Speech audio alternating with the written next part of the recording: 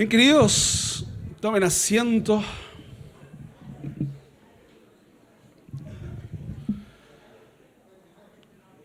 Como ustedes ya saben, estamos celebrando los 20 años y hemos definido que durante todo este mes, entonces vamos a estar de fiesta porque 20 años es un tiempo importante de poder escuchar lo que Dios ha hecho y en estos 20 años también vamos a reconocer y mirar, invitar a las personas que han sido importantes para el desarrollo de Mar de Gracia, de lo que tenemos hoy día. Así que los que están afuera pueden venir acá adentro, no se queden afuera. Y también hoy día está con nosotros Santi por primera vez, está con nosotros el bebé de Cecia y Jesús, el miembro más pequeño hoy día de nuestra iglesia. Estamos contentos por Jesús y Cecia, felices de poder. Yo ya regaloneé de los primeros, vi el auto, salí corriendo. Así que estamos felices, Cecia, Jesús, de que estén de nuevo en casa, que estén acá. Y ya viene otro que va a ser el miembro más pequeño, así que estamos esperando con ansia. ¿Sorpresa? Ya no es sorpresa. Y vamos hoy día a tener junto a nosotros el pastor hoy día, Matías Riquelme. Estaba haciendo memoria y bueno, para los que no conocen, Matías, desde el año 2012, ¿no? 13, después de una asamblea de presbiterio, nos atrevimos a hacer una propuesta. Sin duda era una propuesta muy mala. Era 2 cabros chicos en ese momento venir a trabajar. Yo ya llevaba 2-3 años acá trabajando. Y hoy día el Señor ha sido bueno. Durante 10 años más o menos Matías estuvo con nosotros trabajando. Varios de ustedes lo conocen, veía cómo él saludaba y tenía algunos reencuentros con personas. Y es emocionante cómo el Señor está haciendo las cosas. Es emocionante ver cómo Él ha crecido. Hoy día ya no viene Matías solo, es el pastor Matías, pero además Matías ya está casado. Maite es su compañera. Estamos felices también por eso.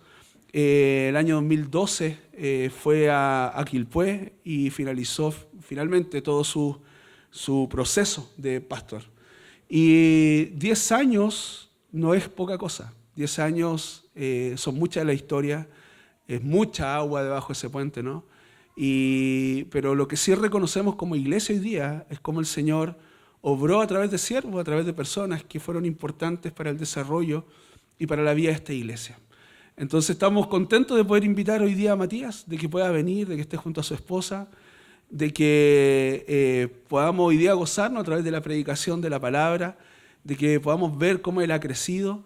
Y estamos felices, y yo especialmente como pastor estoy de verdad emocionado de que pueda estar nuevamente hoy día en esta celebración importante, que durante 10 años fue también tuya, y yo creo que sigue siendo tuya, porque esta es tu casa, somos tu familia, así que estamos felices de poder tenerte. Ahora sí, vente.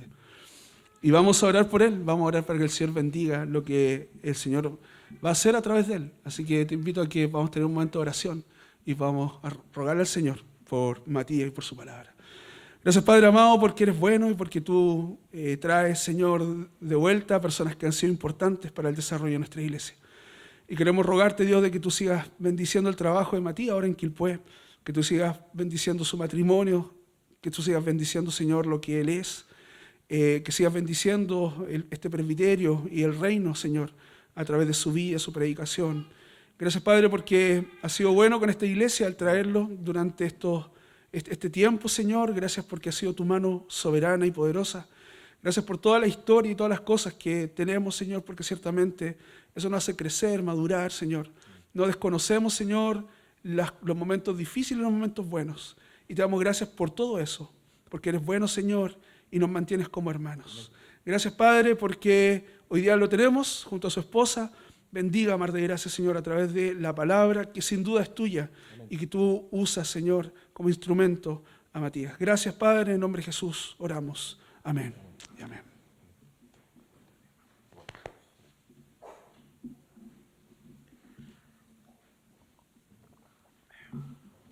Bien. Bueno, ya me conocieron, pero los saludo yo ahora. Y solo aclarar que además de agua, que harta agua pasó bajo el puente, también mucha comida. Porque por Dios que se come en esta iglesia. Yo subí de peso en la red del Tavo y en la red de las Cruces. Que quede en acta porque así fue. Pero sin duda alguna fue un tiempo de bendición y donde damos gloria al Señor porque esto le pertenece a Él y Él hace y deshace.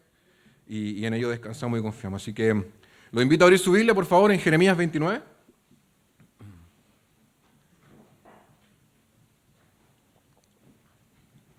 Jeremías 29, versículos del 4 al 7.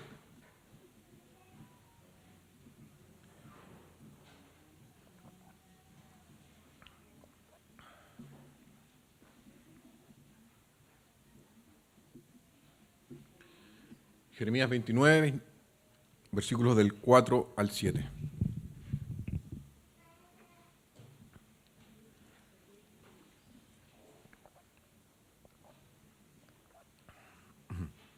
¿Lo encontraron? Sí, está proyectado. Bien, dice así. Así ha dicho Jehová de los ejércitos, Dios de Israel, a todos los de la cautividad que hice transportar de Jerusalén a Babilonia.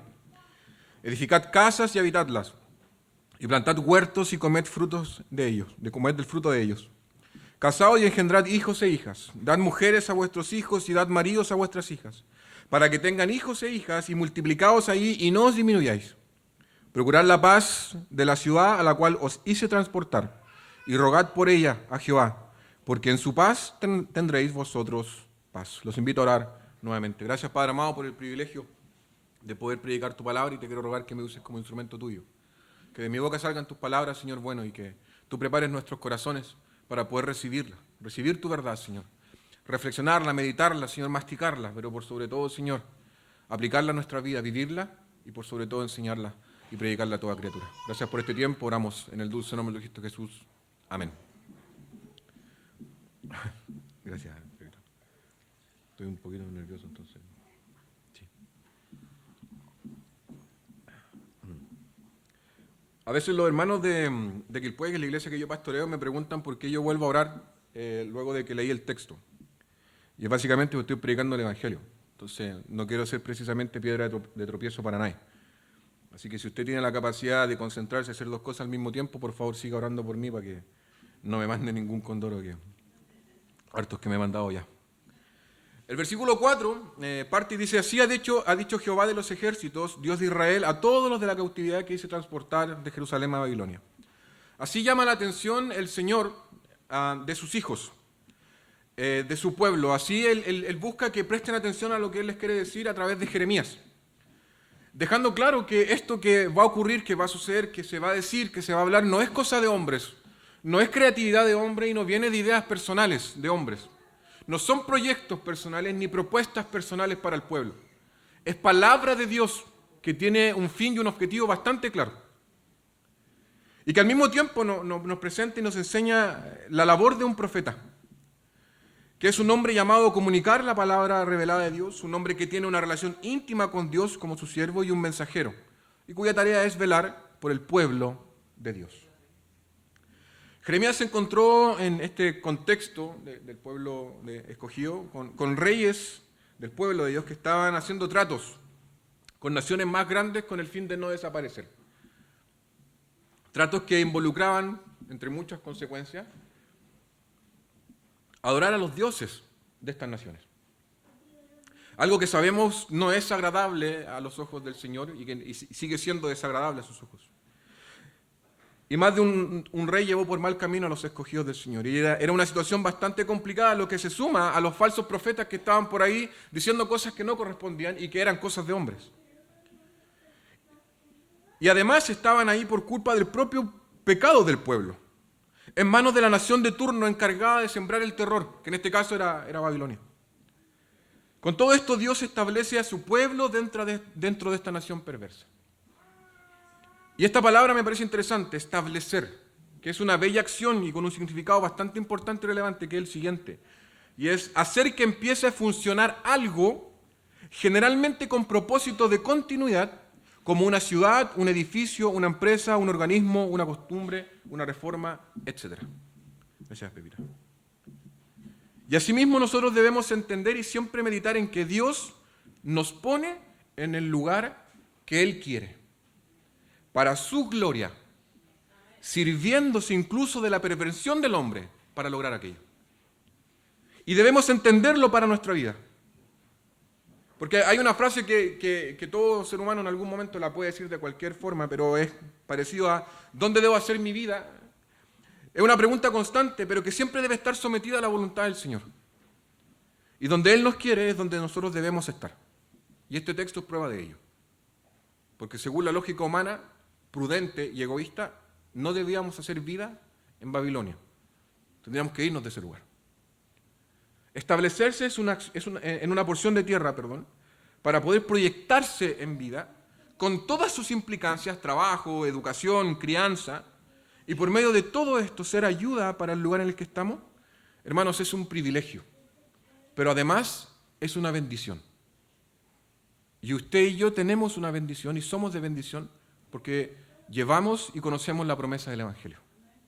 Y es nuestro deber, lo queramos o no, le guste o no le guste, esté de acuerdo o no, ser de bendición en el lugar en el que está.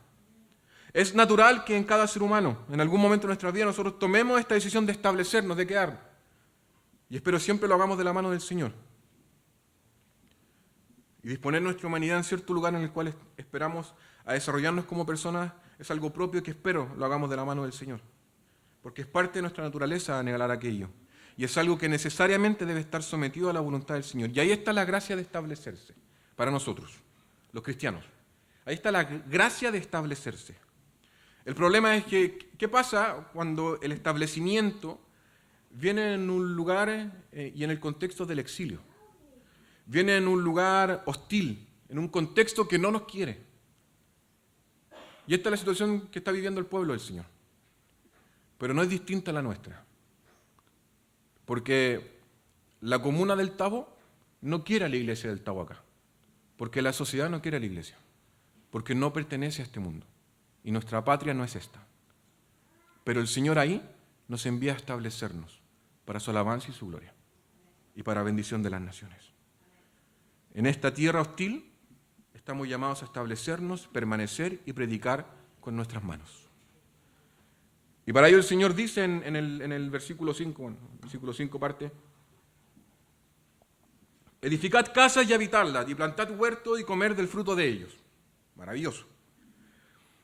El pueblo de Dios se encontraba en una situación compleja, porque aún en el exilio, en una tierra hostil, esto significó para Dios una oportunidad. Lo que es contrario para el hombre lo que haría es inmediatamente salir de ahí.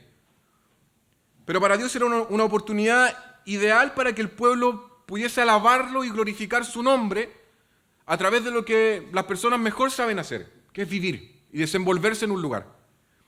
El profeta les está exhortando a que se establezcan en esta tierra, a que habiten y vivan en ella como si fuese su propia tierra. Y pensemos un poco y analicemos la situación y entendamos el contexto del pueblo y de la nación. A veces leemos la Biblia solamente desde nuestra perspectiva, pero entendamos al pueblo del Señor. Porque Israel sufrió a manos del pueblo egipcio por mucho tiempo y no pertenecían a ese lugar. Después vagó por el desierto sin tener un lugar a donde ir, por culpa de ellos, evidentemente, pero vagó. Y no tenían una tierra. Y que ahora, cuando después de tenerla, por su porfía, quedaron sin tierra, ¿qué queda de ellos? Imaginen lo terrible de este exilio. Además le está diciendo, gente, usted tiene que establecerse aquí, hacer vida, crecer, desarrollarse y proyectarse el tiempo que yo les diga. El Señor, no yo, ni Jeremías, el Señor les diga. Y todo esto producto de su porfía. Imagínense la frustración del pueblo del Señor cuando le están diciendo esta noticia. Ellos fueron causantes de aquel sufrimiento. No obstante, y aquí viene lo maravilloso y lo bello del Señor, esto no significa que Dios los habría abandonado, que Dios los abandonaría y que Dios los abandonó. Todo lo contrario. Dios los está exhortando a vivir en ese lugar en el que están. y a bendecir ese lugar. Y parte por lo básico. Sean ayuda en el lugar en el que son recibidos o llevados. Y como lo decía, y lo voy a decir todo el sermón, donde estamos debemos ser de bendición. Y la forma más práctica es trabajando la tierra. Que en nuestro contexto es trabajo, trabajo, trabajo. Que no sé si alguno de ustedes vivirá del trabajo de la tierra, paliando ripio, no sé, plantando cualquier cosa. Pero en otro contexto, trabajo, trabajo, trabajo, como decía un personaje en algunos años. Y además dice, acomoden sus cosas. Construyan ahí aquel lugar que los cubrirá del frío. Vivan en él y hagan vida de familia. Tomen oncecita. Hagan pan. Después de la pega lleguen y tomen oncecita juntos viendo el circo de las Montini. No sé. Tomen oncecita con pancito tostado ahí, en ese lugar. Construyan en ese lugar, considerando el contexto hostil. Fíjense que Dios bendice a sus hijos, aún en esta situación, para que ellos bendigan ese lugar, porque les proveerá para efectivamente construir y poder vivir en ese contexto. Y el hecho de poder hacer un hogar, un refugio en una situación de exilio, es pura gracia del Señor. Y luego de instalarse con camas y petacas, su deber es trabajar la tierra y trabajar el lugar que los recibió. Arar la tierra, plantar, poder trabajar para producir es interesante, ya que les está permitiendo poder beneficiarse de esta tierra hostil que no los quiere. Una tierra ajena y al mismo tiempo poder aportar en ese lugar. ¿No les recuerda algo interesante respecto de la historia de José, por ejemplo? Que José donde estaba era de bendición. Que donde estaba su mano había bendición. ¿No les parece lógico que donde estén los hijos de Dios, allí haya bendición? ¿No debiese ser así? Que donde estemos nosotros existan oportunidades. Y no de promesas políticas ni esas tonteras. Oportunidades reales de ser personas. Y esto genera un círculo virtuoso, dando también testimonio de que la iglesia, hermanos, no es una carga y no debe ser una carga en el lugar en el que está. Cuando es una carga, efectivamente no está haciendo la voluntad del Señor. Pero cuando es de bendición, aun cuando el mundo esté en contra de ella, habrá frutos y bendición en ese lugar.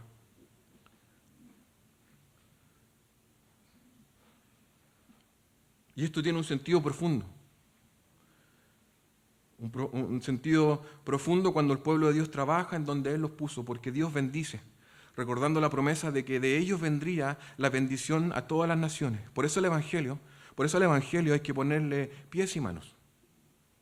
Y esto nos permite entender la profunda necesidad que el mundo tiene de Cristo y de nuestra profunda responsabilidad de satisfacer aquella necesidad. Que en este caso, y como vemos en la exhortación del profeta, no se hace solo con la boca abierta, también con las manos en la tierra, con las manos produciendo para la bendición de ese lugar en el que se vive, con nuestra ética laboral, con nuestra ética de vida, con lo que nosotros hacemos y cómo vivimos ese evangelio. No trabajamos arando la tierra. Sin embargo, en nuestras ocupaciones nosotros debemos buscar ser de bendición, no solo para la empresa, organismo o proyecto para el que trabajamos, sino ir más allá y entender que con un trabajo pulcro, excelente, honesto, la propia ciudad, pueblo o comuna en la que vivamos será bendecida. Por ello nuestra responsabilidad debe ser la de siempre pensar en redimir el concepto del trabajo. Primero para la gloria de Dios y segundo para bendición de los demás. Por eso para nosotros el día lunes debería ser de bendición, porque inicia la semana laboral. Claro, para mí es fácil decirlo porque el día lunes es mi día libre, pero no sé si el tuyo todavía sigue siendo el día libre. Sí. Entonces, Dios bendiga el lunes. Pero bueno, para las personas que trabajan en otros contextos, ustedes deberían esperar el lunes con gozo y alegría para poder ser de bendición en ese espacio. Para la gloria de Dios y bendición de los demás, entendiendo que este actuar predica y enseña acerca de la ética de Dios. Ética que, por supuesto, es parte de este maravilloso paquete de bendiciones que se llama gracia y al cual pudimos acceder por medio de la sangre de Cristo.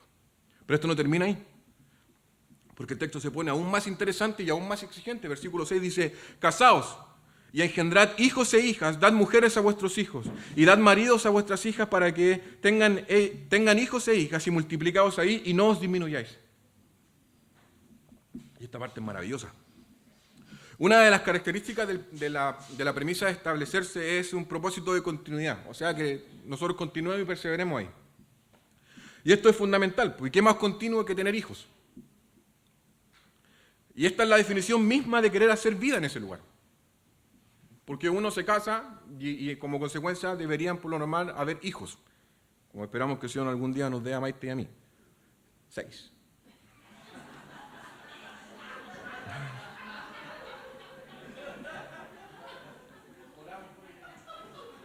Gracias, Rodriguito. Ya, lo dije solamente para relajarme un poquito. Normalmente cuando alguien quiere vivir en cierto lugar y se proyecta en algún sitio, una de las primeras cosas en las que piensa es en sus hijos. De si el lugar en el que viviremos será seguro, apto, lindo o con oportunidades. De hecho, sé que varios que pertenecen a la iglesia se vinieron para acá y barajaron esas posibilidades dentro de sus cabezas. Y muchas veces cuando alguien quiere huir o salir de algún lugar lo hace, en muchos casos precisamente porque ese lugar ya no es seguro, apto o agradable para sus hijos. Y si tomamos esto en cuenta y lo relacionamos con el texto, nos vamos a percatar que las instrucciones de Jeremías se ponen cada vez complejas y terribles y serias. Él no está dando como opción nada más que el hecho de establecerse en ese lugar. No hay otra oportunidad ni posibilidad. Esta petición es una prueba clara de que Dios los quiere en ese lugar, y no solo eso, Él quiere que su pueblo acepte ese lugar como suyo. No hablo de la religión, sino que el lugar, el espacio físico. Y entienda que ese lugar puede ser apto para que se casen y tener hijos y que ahí crezcan. Es necesario que entiendan que aquel lugar en el que fueron puestos por la voluntad de Dios, aunque fue responsabilidad del pueblo, es su nuevo hogar, y que en ese lugar los cuidará y seguirá siendo su Dios. Porque nuestro Dios no deja de ser nuestro Dios cuando nosotros nos vamos para otro lado. Sigue siendo nuestro Dios. Pero por favor, hermano, y se lo digo por experiencia propia, no pelee contra el Señor, porque le va a ir mal. No lo haga. Y esta es razón suficiente para que le obedezcan y que sin importar dónde estén, el acto de procrear y llenar la tierra, que es un acto divino tan antiguo como el matrimonio, cobra sentido en el Señor y en su plan, no en otra cosa, no en un proyecto familiar, no en lo que queremos para nuestros hijos, no en su profesión ni en su felicidad, en el Señor y no fuera de eso. Y con esto volvemos al punto anterior, entendiendo la profunda relación que existe entre la descendencia, el trabajo en la tierra, la administración de esta misma y la prédica y la enseñanza de la palabra de Dios, ya que al tener hijos educados en la palabra del Señor, con el carácter de su Creador, la tierra será bendita y prosperará, y el nombre de Dios será conocido. Y tener hijos tiene frutos familiares enormes, traen consigo un montón de desafíos, como la educación, tanto en lo académico como en lo espiritual, lo que es algo fundamental y que tiene bendiciones para la familia.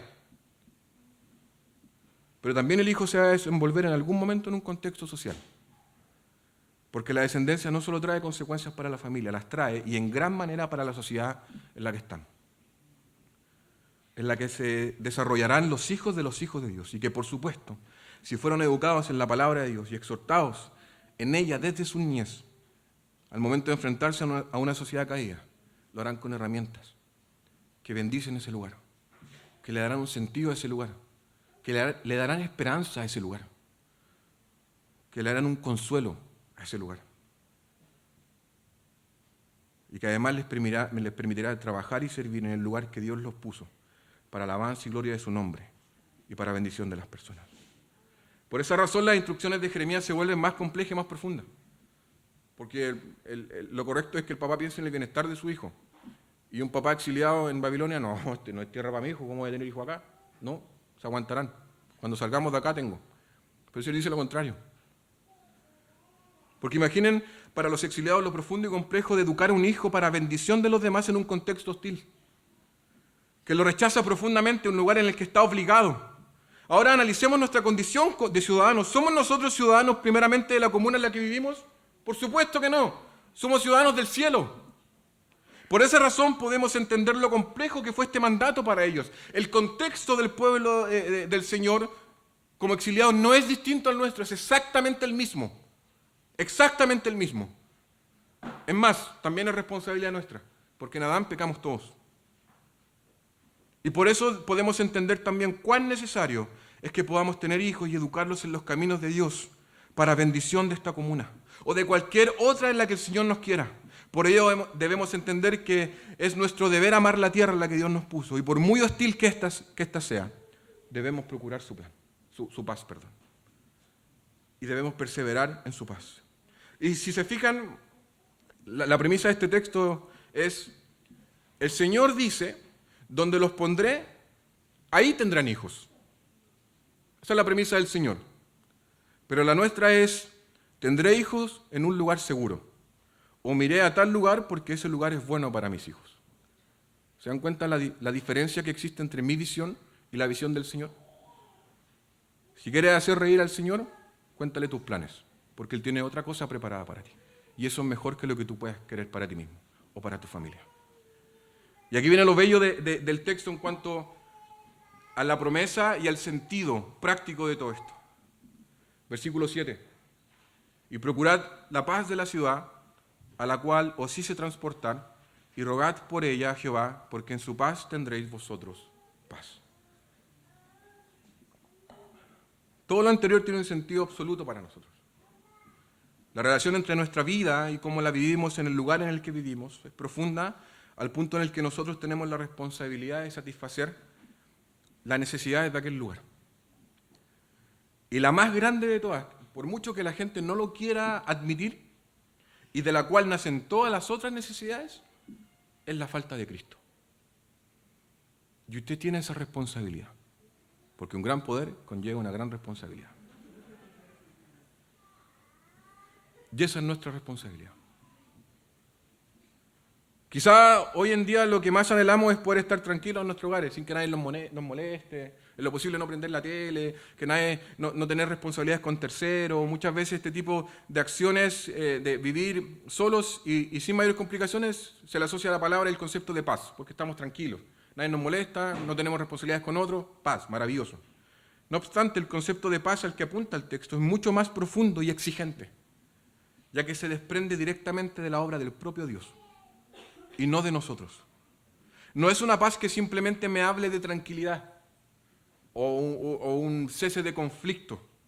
Es algo más complejo, que tiene relación con una plenitud, una sanidad y una seguridad que solo Dios puede ofrecer, que se le conoce como shalom, que es la palabra original utilizada en este texto, que no tiene relación con un estado de distancia de ciertas situaciones o personas.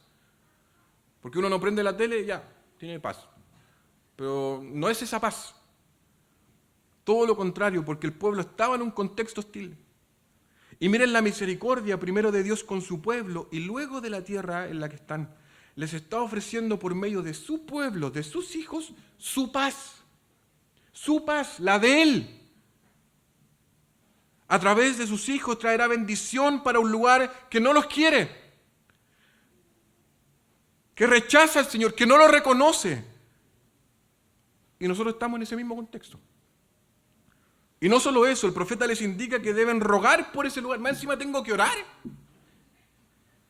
Orar por esa ciudad. Pedirle a Dios por aquel lugar para que su bendición sea sobre ese preciso lugar. En esto nosotros debemos imitar a Cristo, quien predicaba el reino de Dios y su paz. Y así como Él tuvo su misión, nosotros tenemos la propia. Predicar el Evangelio a toda criatura, trayendo el reino de Dios al lugar en el cual fuimos puestos, y así bendecir ese lugar y traer paz. Porque esa es nuestra tarea, predicar el Evangelio. El Señor no dice nada, predique el Evangelio. Orar por el Tao para que el shalom de Dios se manifieste en este lugar. Por ahí cuenta la leyenda que John Knox oraba lo siguiente: Señor, dame Escocia o me muero, que era un reformador en Escocia. Ustedes como iglesia de Mar de Gracia debiesen tener la misma oración. Danos el litoral de los poetas o nos morimos, Señor, porque queremos que este lugar te conozca y te alabe y te glorifique. Ustedes por la gracia del Señor llevan 20 años acá. Y su misión efectivamente es procurar la paz del lugar en el que están, a través de su vida como iglesia, y bendecir. Y que el día de mañana, Dios así no lo quiera, si no están, el Tabo sufra las consecuencias de aquello, porque no hay un lugar donde se predica el Evangelio. Y tiene toda la lógica de lo que el profeta dice a los exiliados y a nosotros. Si el lugar en el que están está bien, todos ustedes estarán bien. 2 más 2 son 4. Pero no es tan simple, porque bajo la lógica humana, que es egoísta, esperamos nosotros estar bien, antes que todos. Y si es necesario para lograr aquello, irnos de ese lugar, lo voy a hacer. Porque tengo que estar bien yo. Pero el texto nos exige que permanezcamos en dicho lugar, que perseveremos en él, que trabajemos en ese lugar para que la gracia de nuestro Dios se manifieste allí y así estar seguros y bien nosotros. ¿Se dan cuenta de la generosidad del Señor para con este mundo caído y que su lógica es diametralmente opuesta a la nuestra? El actuar del Señor va a demandar de nosotros un obrar desinteresado y un cuidar activo del lugar en el que estamos y en el cual Él nos puso, porque no estamos acá por iniciativa propia. No existimos acá porque se nos ocurrió a nosotros. Él instituyó su iglesia para alabanza y bendición de las naciones, no nosotros. Cuando fui a comprarme una camisa de esta, me preguntó el hombre si yo era cura. Le dije que no. Y compré una en el contexto en el que fueron los incendios en Quilpué. Y me preguntó y le expliqué lo que estábamos haciendo. Y él, dentro de toda la conversación, una persona que no era cristiana, me dice, qué bacán y qué bueno que sea así. Porque no sabría qué podríamos hacer si las iglesias no están dentro de las comunas en las que están. Y obviamente me dejó peinado para atrás porque uno no se espera ese tipo de prédicas. Entonces la sociedad conoce la responsabilidad de la iglesia. Más carga para nosotros. O mejor dicho, más responsabilidad para nosotros. Y hoy en un mundo que es completamente egoísta y poco consciente de los demás, pensar en comunidad es un acto de insurrección frente a un montón de filosofías, ideales y pensamientos que no hacen nada más que alejar a las personas las unas de las otras. Pensar, actuar y llevar la paz del Señor a un mundo de soledad es un acto de revolución verdadera, un acto de protesta. Y nuestro deber como iglesia es llevar esto, ofrecer esto, este pueblo que se mueve con un solo fin, alabar a Dios y gozarse de Él para siempre. En esto debemos procurar abrigar a las personas, alimentar a las personas, proteger a las personas, enseñar a las personas, todo esto iniciando con la prédica del Evangelio. Que puede ser con nuestra boca, pero también debe ser con el trabajo en nuestras manos en un mundo injusto y hostil. Y nosotros debemos entenderlo y tenerlo muy, muy claro. Tanto en nuestro corazón como en nuestra mente. Debemos ser conscientes en lo que estamos llevando por medio de nuestros actos, de lo que hacemos y lo que vivimos. Es la palabra de Dios la que estamos ofreciendo. La esperanza de poder reconciliarse con aquel que es creador del cielo y de la tierra.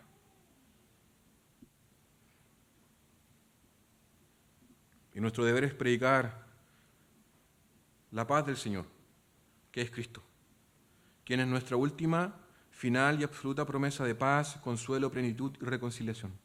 La mayor virtud de este concepto de Shalom, que es volver al Señor. Y nuestro deber es llevar a las naciones para allá. Para ir terminando, mis queridos hermanos, establecerlo, y ustedes están establecidos acá. 20 años no es poco, pero tampoco es mucho.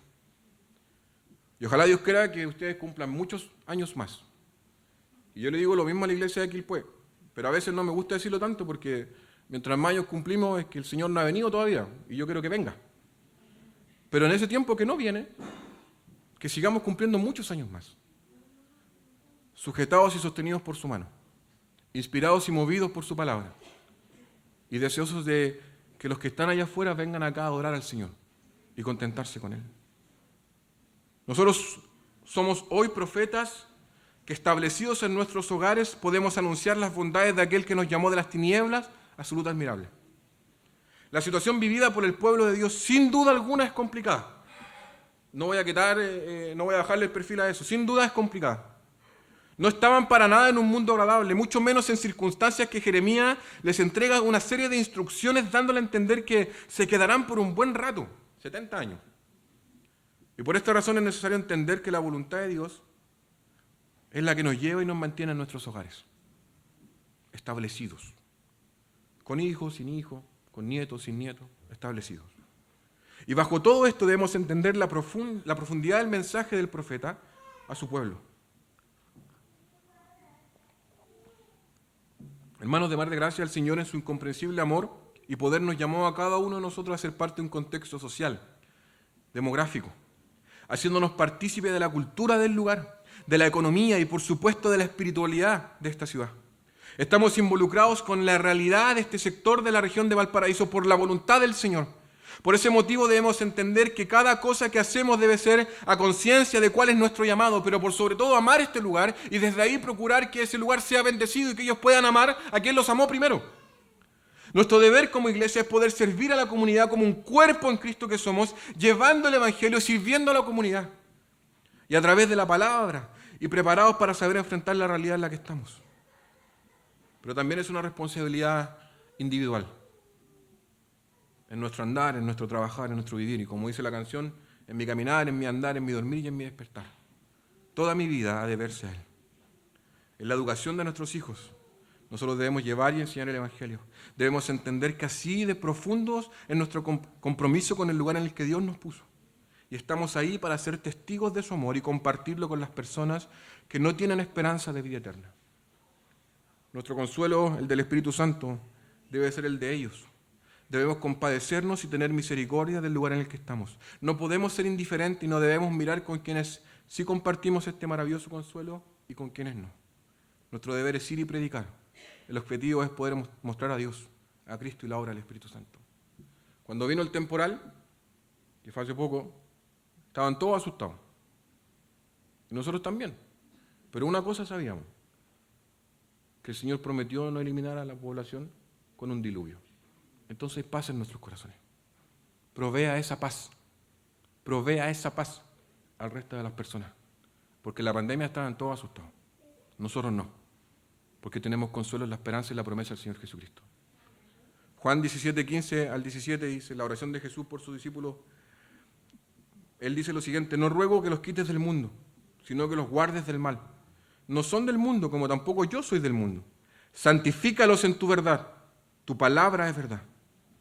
Nosotros también estamos sometidos a esta hostilidad, como lo estuvo el pueblo de Dios en el exilio, como lo estuvieron los discípulos, como lo estuvieron los primeros cristianos y como siempre lo ha estado la iglesia a lo largo de toda su historia. Siempre seremos personas no gratas en la tierra y lo somos básicamente porque nuestra patria no es esta, sino que el cielo. Allí pertenecemos. Nosotros lo sabemos. El mundo lo sabe, Cristo lo sabe, Dios lo sabe, su Espíritu lo sabe. Sin embargo, y como lo podemos ver en la oración de Jesús, tenemos una labor que cumplir, un mensaje que entregar, un evangelio que enseñar. Y por muy en contra que el mundo esté de nosotros, nuestro deber es predicar su evangelio sin cansancio, con nuestra boca abierta si es necesario. Pero el evangelio siempre debe ser predicado con el trabajo de nuestras manos, el sudor de nuestra espalda, la educación de nuestros hijos, la hospitalidad de nuestra casa, y nuestro anhelo de la paz del Señor para la comunidad en la que Él mismo nos puso, para su alabanza y su gloria. Dios bendiga a la Iglesia Mar de Gracia. Les invito a orar.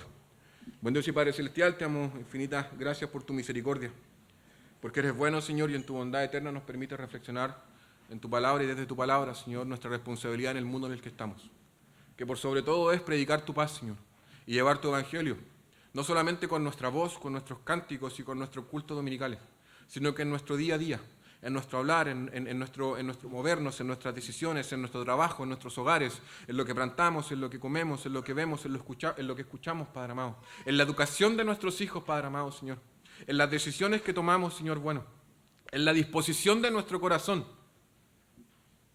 Debemos manifestar, Señor, esa paz y sobre todo esa premisa de paz que viene con tu evangelio, Padre Santo. Así que te quiero rogar por la Iglesia Mar de Gracia, Señor, que es conformada por hermanos, Señor, familias, para que tú los sostengas y seas tú su motivo, Padre amado. Y seas tú el centro de sus vidas, Señor. Y seas tú quien les ordena y quien les consuela y les da esperanza en el lugar donde tú los pusiste. Y que entiendan aquello. No están acá porque decisión familiar, porque hubo una decisión laboral, por traslado, no. Están acá porque tú los enviaste para acá, Señor. Y su deber y su labor es precisamente abrazar esa premisa para en ello glorificar tu nombre y predicar tu palabra. Y te quiero rogar para que entiendan eso y como iglesia puedan seguir impactando el lugar en el que están, Padre amado, Señor. Y que todos los años que puedan cumplir por tu gracia más adelante sean solo prueba, efectivamente, de que esa promesa para ellos tiene un sentido.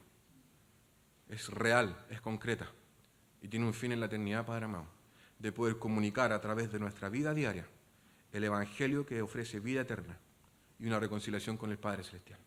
Bendice esta iglesia, Señor. Bendice su liderazgo, el pastor, el consistorio, los diáconos, Padre amado. Bendice a los pequeños, bendice a los jóvenes, Señor. Bendice esta iglesia. de tal manera que tu nombre sea glorificado, pero por sobre todo con su vivir sea predicado y enseñado, Padre. Gracias por este tiempo y te pido que nos sostengas en el bello y dulce nombre de tu Cristo Jesús. Amén y amén.